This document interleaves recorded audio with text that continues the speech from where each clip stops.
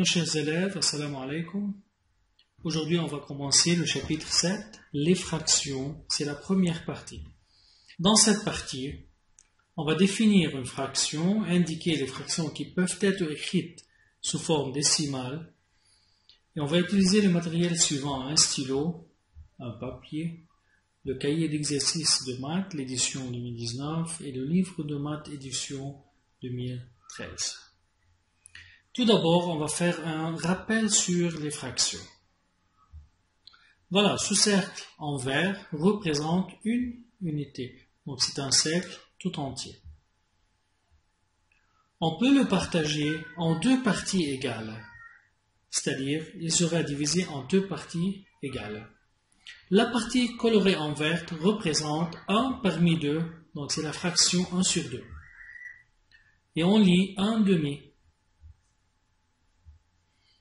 Ou bien on peut le partager en 6 parties égales. Regardez 6 parties du cercle. Et la partie colorée, donc 1 parmi 6, représente 1 sur 6. Et on lit 1 sixième. Ou bien on peut le partager en 8 parties égales. Et on a coloré 2 parties. Donc la partie colorée qui représente 2 parties parmi 8 représente la fraction 2 sur 8. Donc on lit 2 huitièmes. Donc A sur B représente une fraction où A et B sont deux entiers naturels avec B comme il est un dénominateur, donc il est différent de 0. A est appelé numérateur et B est appelé dénominateur. Donc A sur B, A est le numérateur et le nombre des parties égales que l'on prend. C'est-à-dire qu'on a parti 2 parties vertes du cercle parmi B parties. Et B est le dénominateur et le nombre total des parties égales d'une unité. Exemple, dans ce cercle, on l'a divisé en 1, 2, 3, 4, 5, 6, 7 parties.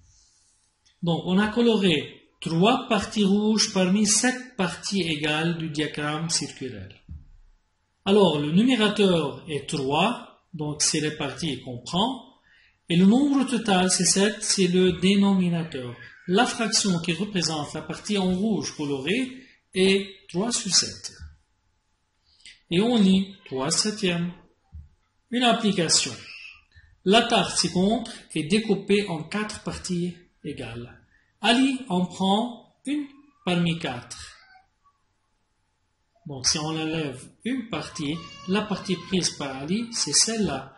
Donc, représentez la partie prise par Ali sous forme d'une fraction.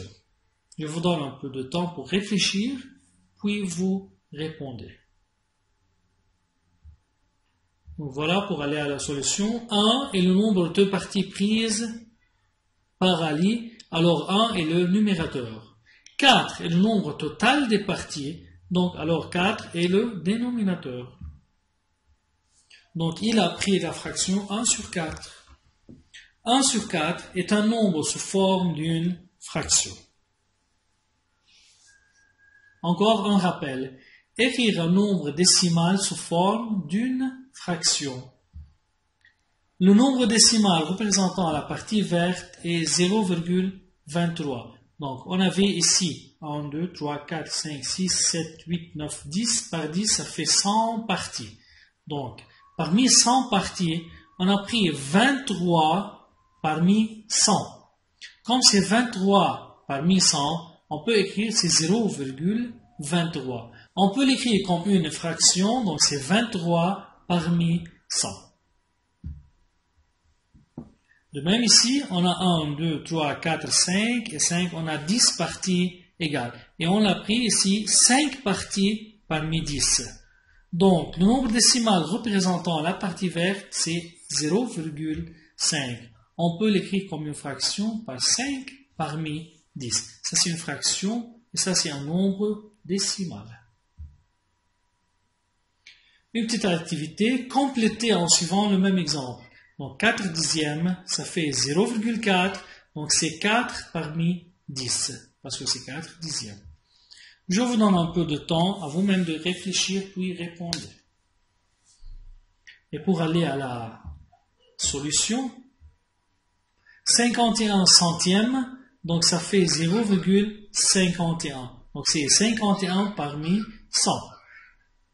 362 millièmes, ça fait 0,362, donc ça fait 362 sur 1000. 7 dixièmes, donc c'est évidemment 0,7, donc ça fait 7 sur 10. Quand c'est dixième, donc c'est sur 10, centième c'est sur 100, et millième sur 1000. Tout nombre décimal a une écriture fractionnaire. Donc n'importe quel nombre décimal peut être écrit sous forme d'une fraction.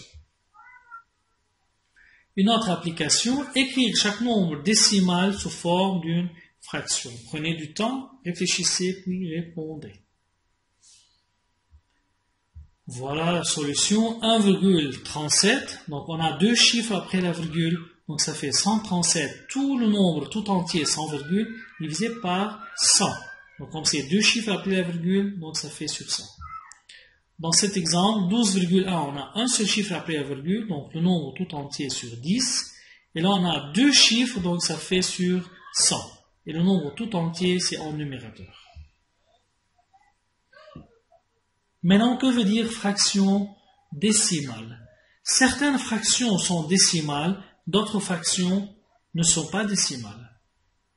Donc, certaines fractions sont des nombres décimaux. Exemple, 3 sur 8 est égal à 0,375. Si on calcule par calculatrice, c'est ça la réponse.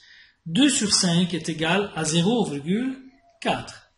Les fractions ci-dessus sont des nombres décimaux. Donc ces fractions, comme est égal ici à 0,375, donc ce sont des nombres décimaux.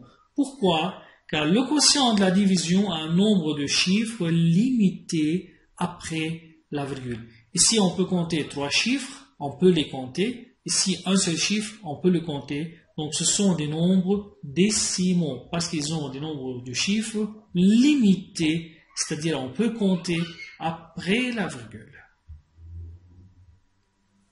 Maintenant, certaines fractions ne sont pas des nombres décimaux. Exemple, 177 sur 99, ça fait 1,78, 78, etc., infiniment. On peut l'écrire 78 ici, barre. De même, 20 sur 13 égale 38,46, 15, 32, etc. C'est-à-dire la division ne finit pas. Les fractions ci-dessus ne sont pas des nombres décimaux. Pourquoi? Parce que le quotient de la division a un nombre de chiffres illimité après la virgule. Ici, il y en a 7, 8, 7, 8, 7, 8, 7, 8, et ça finit pas. Ici, on a 4, 6, 1, 5, 3, 2, etc. Et c'est illimité. Donc, on ne peut pas les compter. C'est-à-dire, ne sont pas décimaux. Dans ce cas, ces fractions sont des fractions décimales et ces fractions sont des fractions non décimales. Application. Vous-même, vous allez indiquer si chacune des fractions suivantes est décimale ou non. Prenez votre temps, réfléchissez et puis répondez.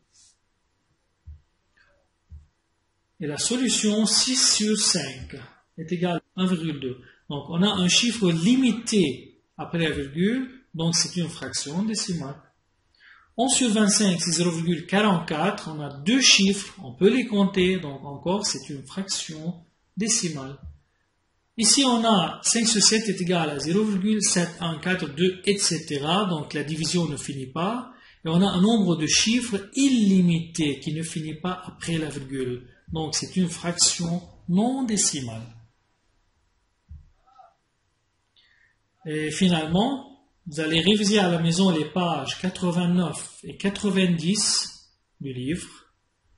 Et comme devoir, vous allez effectuer les exercices 7, les parties A, B, D, page 98. Puis l'exercice 8, les parties A, C et D, page 99. Et l'exercice 10, page 99 du livre Hervé Lallemand. Et comme résumé, donc on a des fractions. Comme définition, c'est A sur B, avec A et B sont deux entiers naturels et le dénominateur est toujours différent de 0. Une fraction est décimale si on a un nombre de chiffres limité après la virgule. Une fraction est non décimale si on a un nombre de chiffres illimité après la virgule. Merci mes chers élèves, à bientôt.